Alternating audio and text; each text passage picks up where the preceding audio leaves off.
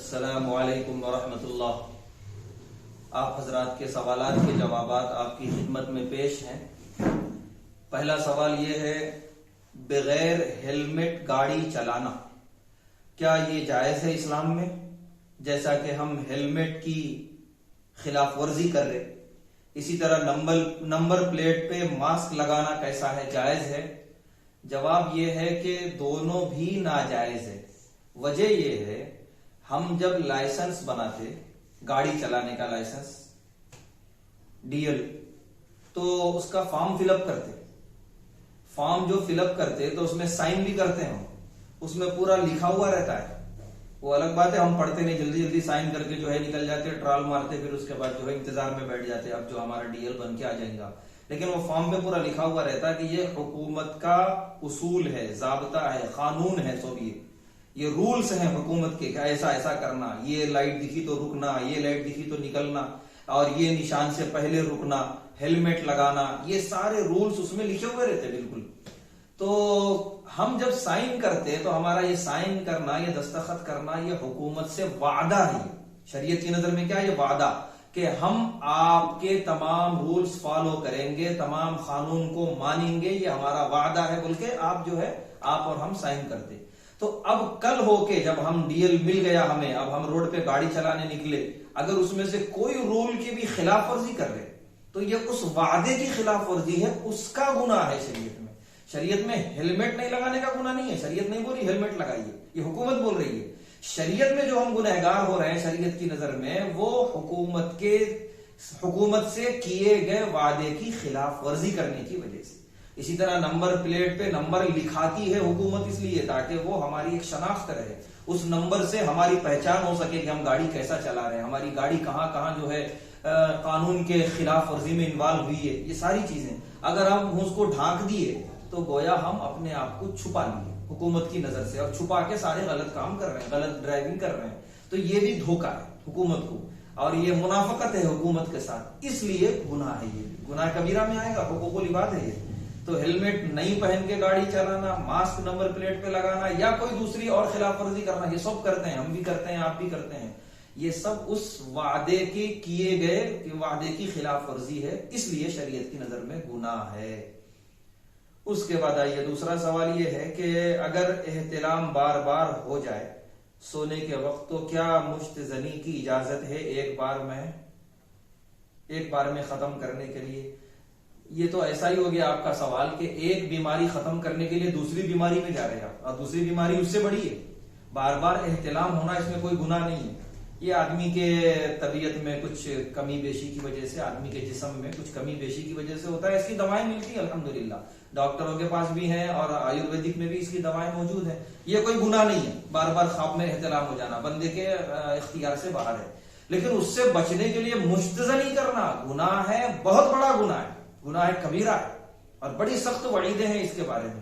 تو ایک ایسی پریشانی سے بچنے کے لیے جو گناہ نہیں ہے، اس سے بچنے کے لیے آپ ایک ایسا علاج چاہ رہے ہیں جو گناہ ہے اللہ اور اس کے رسول صلی اللہ علیہ وسلم کی نظر میں، بالکل بھی اس کی اجازت نہیں ہے۔ مشتزنی بہت بڑا گناہ ہے، کسی بھی صورت میں اس کی اجازت نہیں ہے۔ بار بار احتلام ہو رہا ہے، اس کا علاج کروا لیں، انشاءاللہ صحیح ہو جائے گا۔ اس کے بارے میں ایک وظیفہ بھی لکھا ہے کتابوں میں کہ سورہ طارق ہے، والسماء والطارق، چھوٹی سورہ ہے 30ویں پارے میں، وہ سورہ پڑھ کے سوئیں، سونے سے پہلے ایک بار پڑھ لیں۔ اور ایک وظیفہ ہے سورہ کہف کی آخری آیتیں ہیں، ان الذین آمنوا وعملوا الصالحات کانت لهم جنات الفردوس نزلا، وہاں سے لے کے سورہ ختم تک کچھ 3-4 آیتیں ہیں، بس زیادہ نہیں۔ یہ 2 وظیفوں میں سے کوئی بھی وظیفہ پڑھ لیں سونے سے پہلے، اس نیت سے کہ اللہ مجھے جو ہے ناپاک ہونے سے بچا لے، تو انشاءاللہ جو ہے اللہ کی طرف سے مدد ہوگی، اور جو ہے یہ بیماری انشاءاللہ ختم ہو جائے گی۔ وظیفے پہ بھی عمل کریں، ڈاکٹروں سے بھی رجوع ہو کے دوائیں کر لیں، باقی جو آپ نے اجازت مانگی ہے اس کی اجازت شریعت میں بالکل بھی نہیں ہے۔ اس کے بعد کا سوال یہ ہے، تکبیر اولیٰ کا وقت کب شروع ہوتا ہے؟ امام تکبیر بولے بعد یا بولتے وقت ساتھ ساتھ؟ تکبیر اولیٰ کا وقت جو شروع ہوتا ہے امام کے تکبیر اولیٰ بولنے کے ساتھ، اللہ اکبر جو تکبیر تحریمہ بولتے ہیں اسی وقت تکبیر اولیٰ کا وقت شروع ہو جاتا ہے۔ بولنے کے بعد بھی وقت رہتا ہے، لیکن شروع ہونے کا پوچھ رہے ہیں آپ، کب سے شروع ہوتا ہے؟ امام کے جب اللہ اکبر امام بولتے ہیں اسی وقت، امام کے ساتھ اللہ اکبر بول کے ہاتھ باندھ لینا، امام کے تھوڑا پیچھے ہی رہنا، امام سے آگے نہیں بڑھنا ہے تکبیر بولنے میں. تو یہ تکبیر اولا کا وقت شروع ہوتا ہے. اس وقت جو آدمی آ کے رکعت باندھا امام کے ساتھ شریک ہوا وہ تکبیر اولا اس کو ملی. اور تکبیر اولا کی جو فضیلتیں ہیں، جو 40 دن تک جو ہے تکبیر اولا کے ساتھ نمازیں پڑھے گا، وہ نفاق سے بری ہے، منافقت سے بری ہے، اسی طرح جنت کی خوشخبری ہے. یہ سب اسی وقت کے لیے بالکل شروع میں امام کے ساتھ آ کے تکبیر کے ساتھ شریک ہو، اسے تکبیر اولا کہا جاتا ہے. کب تک رہتا ہے تو اس میں بہت سارے اقوال ہیں. ایک تو یہ ہے کہ ثنا پڑھنے تک رہتا ہے، ایک قول یہ ہے کہ سورہ فاتحہ پڑھنے تک رہتا ہے، ایک قول یہ ہے کہ تکبیر اولا کا وقت جو ہے رکوع میں جانے سے پہلے تکبیر رہتا ہے، کیونکہ تکبیر اولا کا مطلب پہلی تکبیر. تو پہلی تکبیر جب تک امام بولا ہوا ہے تب تک پہلی تکبیر کا وقت ہے. جب دوسری تکبیر کہے گا تب پہلی تکبیر ختم ہوگی. دوسری تکبیر کب بولے گا؟ جب رکوع میں جائے گا تب. تو تکبیر ثانیہ جب بولا تب تکبیر اولا ختم ہوئی. تو تکبیر اولا کا وقت تو ہے رکوع تک، لیکن فضیلت جب تک نہیں رہتی. فضیلت رہتی ہے بالکل ابتدا میں، شروع میں، جب امام اللہ اکبر کہتا ہے اسی وقت بس. باقی تکبیر اولا کا وقت ہے، فضیلت نہیں ملے گی آپ کو. اس کے بعد کا سوال یہ ہے کہ گھر میں کام کرنے والی آتی ہے تو کیا ان سے بھی جینٹس کو پردہ کرنا ضروری ہے اور حجاب میں چہرہ چھپانا ضروری ہے؟ جی بالکل. گھر میں کام کرنے والی اگر آ رہی ہیں اور خاص طور سے وہ نوجوان عمر کی ہیں یا نوجوان سے تھوڑا اور آگے 40 45 سال 50 سال، بالکل گھر کے سارے مرد پردہ کرنا ہے. گھر کے سارے مرد سے اس کام والی کو پردہ کرنا ضروری ہے، کیونکہ وہ 100 نامحرم ہے ایک دوسرے کے لیے. اور زمانہ بہت خراب ہے، بے حیائی کا زمانہ ہے. میں بولنا نہیں چاہیے لیکن میں بول رہا ہوں. ایسے بھی واقعات ہوئے ہیں کہ گھر میں کام کرنے جو آئی اس کے ساتھ جو ہے بے حیائی کے واقعات ہو گئے. یہ اس وجہ سے ہوئے کہ ان کے ساتھ کوئی پردہ نہیں تھا. اسی لیے جیسے ہی کام کرنے والی گھر کے اندر آئی، گھر کے مردوں کو چاہیے 5-10 منٹ کے لیے گھر کے باہر چلے جائیں. وہ جھاڑو وغیرہ جو بھی ہے جھاڑو جھٹکا کر لے گی کمروں میں، پھر اس کے بعد چولہے میں یا ایک جگہ بیٹھ کے وہ برتن دھونے لگے گی. اس کے بعد گھر کے لوگ اپنے مرد جو ہیں اپنے اپنے کمروں میں آئیں، تھوڑی دیر کے لیے وہاں سے نکل جائیں، کیونکہ یہ پردہ کرنا بے حد ضروری ہے اور فتنوں کا دور ہے، فتنوں سے بچنا بے حد ضروری ہے.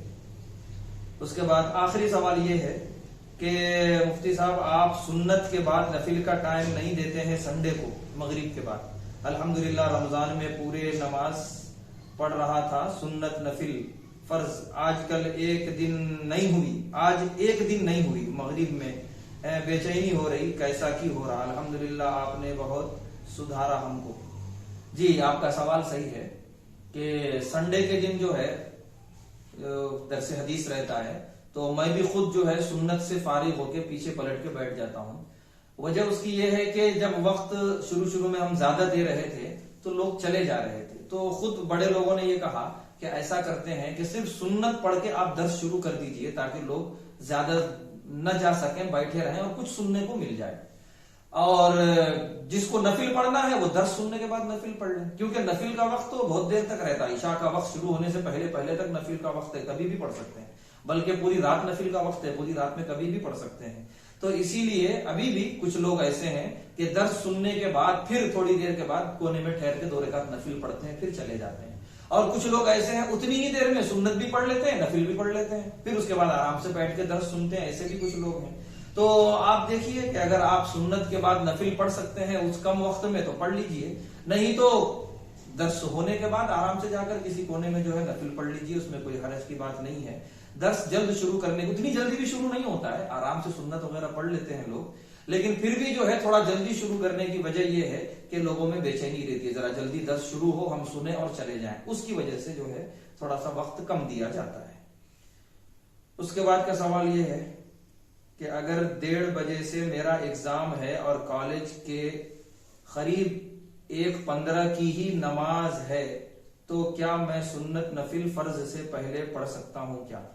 جی نہیں، جو سنت نمازیں فرض کے بعد پڑھنے کی ہیں وہ فرض کے بعد پڑھیں گے تو ہی ادا ہوگی، فرض سے پہلے پڑھیں گے تو ادا نہیں ہوگی. تو وہ نفل تو کبھی بھی پڑھ سکتے ہیں پہلے بعد میں، اس میں کوئی وقت نہیں ہے، لیکن سنتیں خاص طور سے جو فرض سے پہلے پڑھنے کی وہ پہلے پڑھنا ہے، جو فرض کے بعد پڑھنے کی وہ بعد میں پڑھنا ہے. تو فرض کے بعد کی جو سنت ہے آپ وہ بعد ہی میں پڑھیں تو ادا ہوگی، پہلے پڑھے تو نہیں ہوگی، وہ نفل بن جائے گی. تو آپ یا تو بعد میں پڑھ لیں جلدی، یا نہیں تو ایگزام سے اگر آپ فارغ ہو سکتے ہیں عصر سے پہلے، عصر کا وقت شروع ہونے سے پہلے اگر ایسا ہو سکتا ہے تو بھی آپ سنت پڑھ سکتے ہیں، کیونکہ سنت کا ٹائم اس وقت تک رہتا ہے جب تک نماز کا ٹائم باقی ہے. تو ظہر کا ٹائم جب تک ہے تب تک آپ ظہر کی سنت پڑھ سکتے ہیں، بعد والی سنت، فرض کے بعد والی. تو ایگزامز کے بعد اگر ٹائم ہے تو پڑھ لیں، نہیں بچ سکتا ٹائم تو پھر جلدی جلدی 2 رکعت سنت پڑھ کے ایگزام میں چلے جائیں. جزاک اللہ خیر.